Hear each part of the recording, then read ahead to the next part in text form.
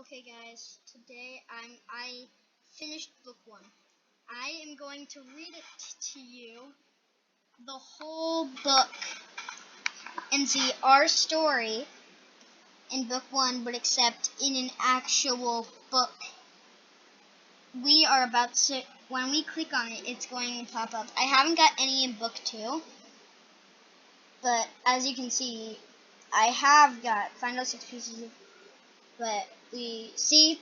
Cooked. So yeah, I did get all of them.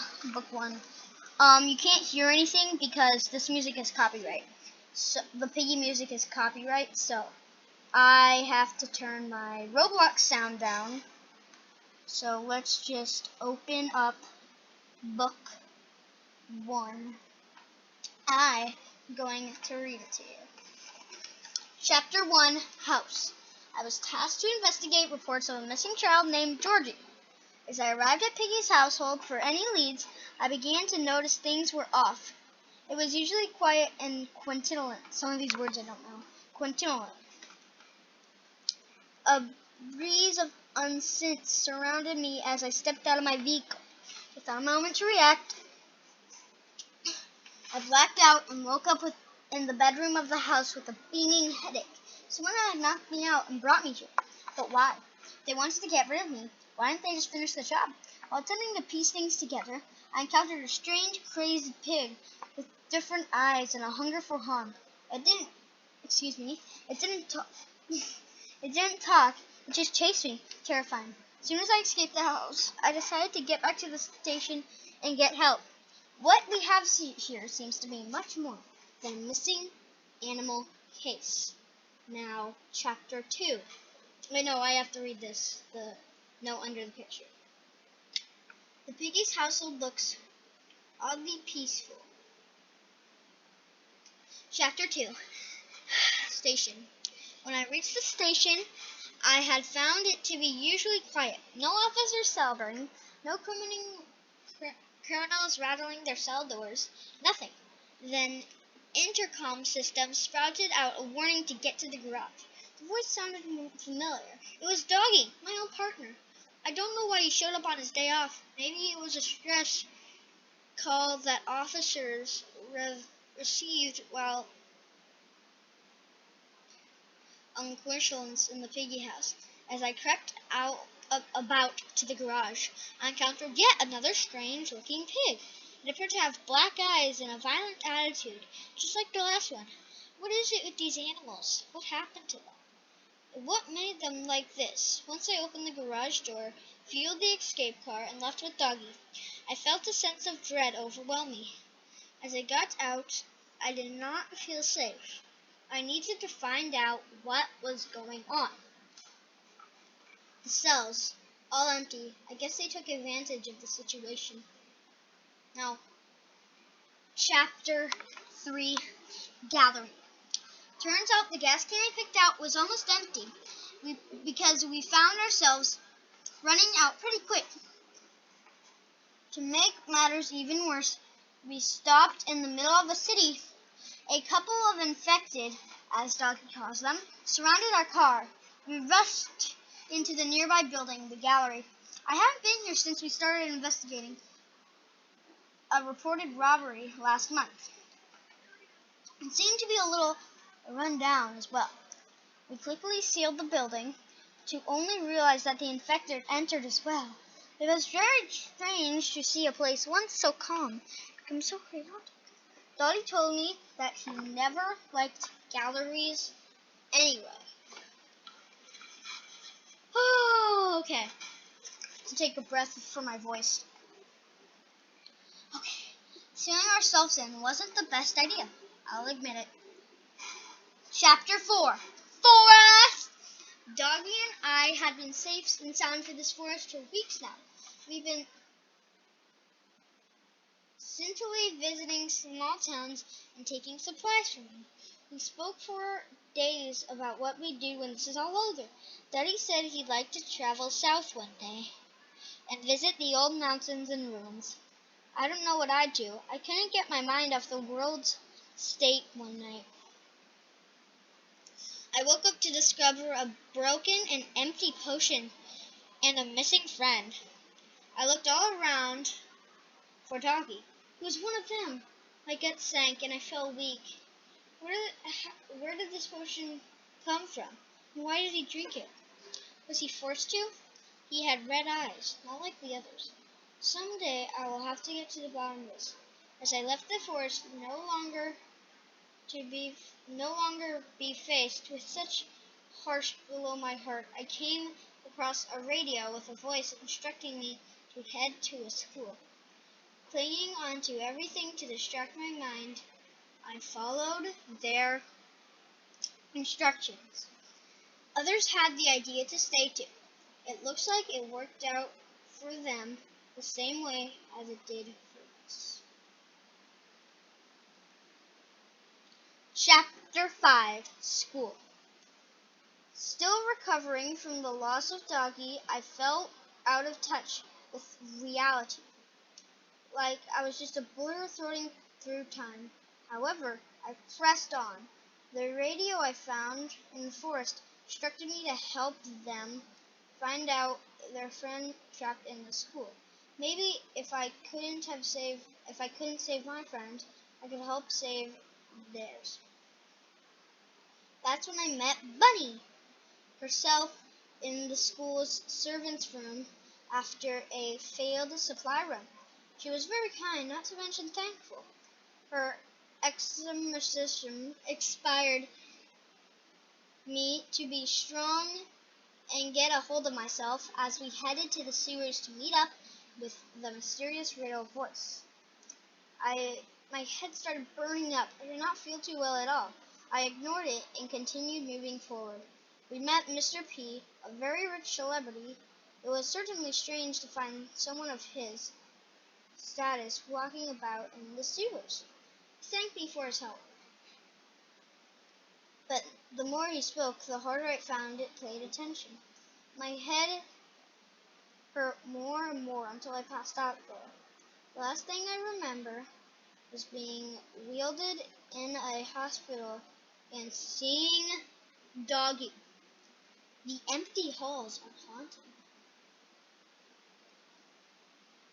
Chapter 6, Hospital. I woke up in the hospital with Bunny on my side. She seemed to lighten up when I saw my eyes open. Bunny explained that Mr. P and the researchers didn't think I'd make it. As I showed minimal symptoms of the infection, which were successful, she didn't give up on me, though I rescued her, so being that it was her duty to protect me from being tossed out and deemed by a lost cause. Bunny also told me that I woke up in the perfect time, as the place was being evacuated. A doctor was infected and caused servants panic. I jumped out of the bed and got to the rooftop where a helicopter was supposedly waiting for us. It wasn't there. They left without us to who knows where. Bunny and I needed to come up with another way to get out of the hospital ourselves, and fast. What a mess. It certainly seemed like a rush to get out of here. Chapter 6, Metro. We made our way through the hospital and down to the underground metro. Bunny and I spoke about Mr. P. I told her my disbelief in him. I could not understand why he would not wait a moment longer for us. She explained that lately he has become more and more delusional and obsessed with his search for a cure. Upon finally reaching the metro, I started work on repairs for the train. Bunny sat down, not feeling too well. She told me she needed to rest a little before going on, and lent me her crossbow. When the repairs were ready, she told me that she was infected. I was very reluctant to believe her. She explained that she was one of the subjects of Mr. P's cure tests at the hospital. Hers did not go so well. I told her that we could find a cure, and she did, and she could hold on long enough, to find it. Bunny didn't want to go on, as she feared putting me in danger. I got on the tram, looking back at her as she stayed behind to fight off the infected that may still be there. My heart hurt, and my fists clenched as I was going to find Mr. P. You will be missed, Bunny. Chapter 8, Carnival. I arrived at Mr. P's carnival to search for any leads on where he may be. Unfortunately, there was not much to be found besides an infected fox trapped in a cage. I shiver at the thoughts how he could have possibly ended up like that. I met 2 survivors there, Zizzy and Pony. Zizzy was a cunning, skilled fencer, and Pony was a clumsy yet comfortable ally. They were kind enough to allow me to join them. They told me that they were on a supply run that found me on the way and trusted me enough. As I led back into their safe house, they spoke to me a lot about untrustworthy people and how I should watch out for them. It seemed like the whole situation really brought the worst in some. A beautiful sight in an ugly time. Chapter 9, City. Wait, what? Okay, that's happening. Chapter 9, City. We arrived at the city, a rundown mess. They set up their safe house in a hotel, as it had plenty of beds and supplies. Recently, they've been running low. It was there I learned a few things about my 2 new allies. Zizzy taught her younger sister, Z and Zizzy, how to fight. Pony studied operatically like his father. Pony studied on property like his father. First, let me finish this. I told them my story and how I was searching for Mr. P. Saying his name struck something in me. A negative motion that burnt inside me. My gut, as we spoke, discovered a mysterious figure watching us. It didn't seem to be infected, as it ran away when we noticed it. Zizzy and I ran after it. With all the traffic, it looks like we must have been faster to just... Chapter 10, Mall. We chased the figure into the mall, only to discover that it was Georgie, the missing child. He had deep fare in his eyes. When we found him in this little fort, coupled with an awful stench, I asked him why he went missing. He told me about his family. They visited the hospital without him and came back acting strange. So he ran off to find his grandmother in the city in hopes that she could help him out. Fortunately for him, the city seemed all act the same way as his family did. By the time he got here, so did himself. The pure cruel world took his family away from him. I could not imagine what that must feel like at his age. So we brought him back to the safe house with us. It was there I met the safe place crew, Zizzy's sisters, Mimi and Rafi. Mimi, a smart engineer, she knew her way around technology quite well. Rafi was a tough guy with a strong passion for nature and he loved his plants. The meeting was short-lived, however, as Mimi had managed to find a working helicopter signal At the nearby military outpost, Pony informed us the news. We left Georgie in the care of the others as Pony, Zizzy, and I journeyed to the outpost.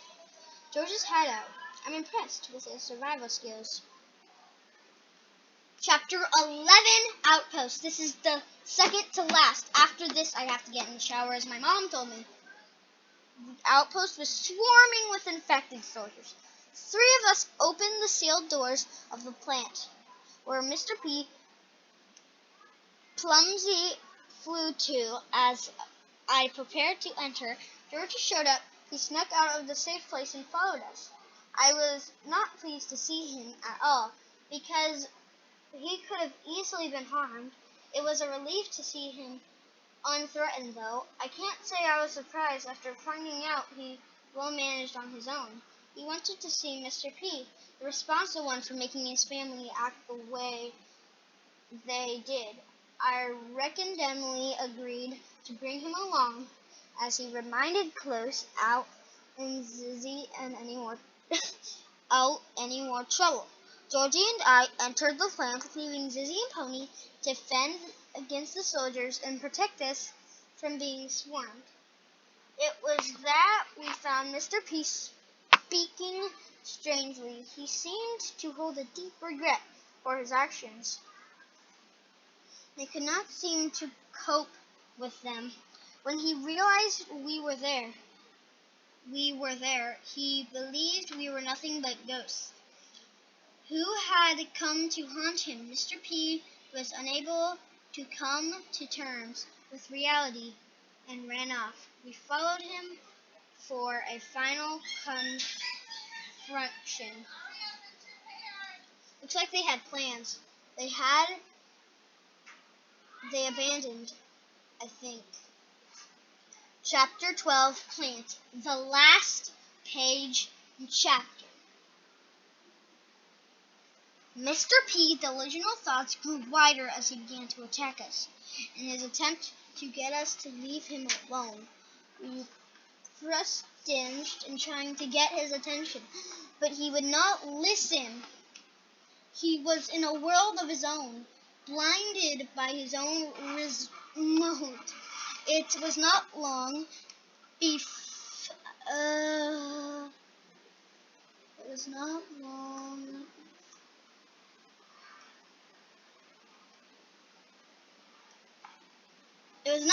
before I began to suffer from unwanted thoughts.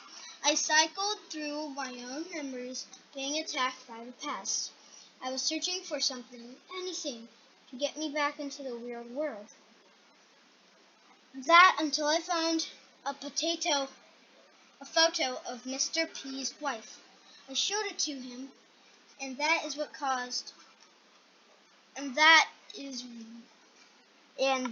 was when it all came back to him. He finally came to terms with his actions, seeing as he was no longer regret for memories. He told us his story. He did everything we could to save his wife. He was suffering from sickness, caused the world to burn in the process.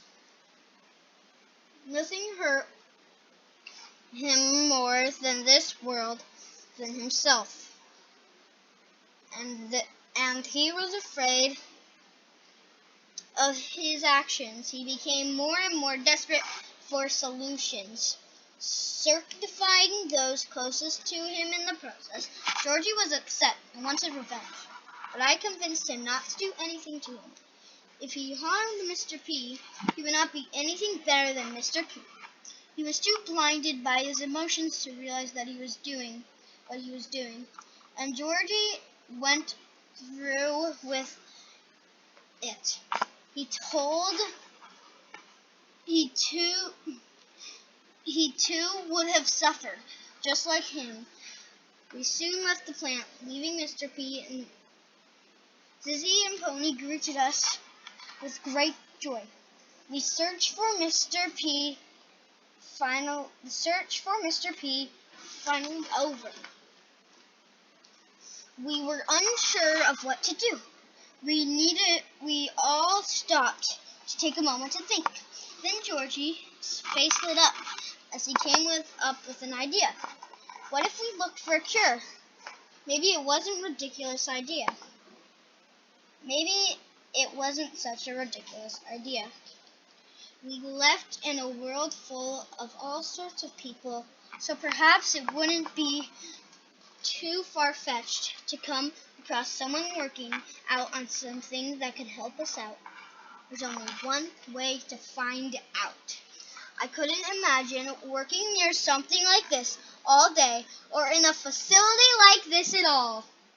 Guys, that is all of book 1. I know this is a pretty long video. It's because this is a pretty long book. You have chapter 12, 11, 10, and 9, 8, 7, 6, 5, 4, 3, 2, and 1. Hope you enjoyed. Please like and sub. I'll see you all tomorrow, or when next time I record. And goodbye. And guys, the sound is off for copyright reasons. Please understand. And bye.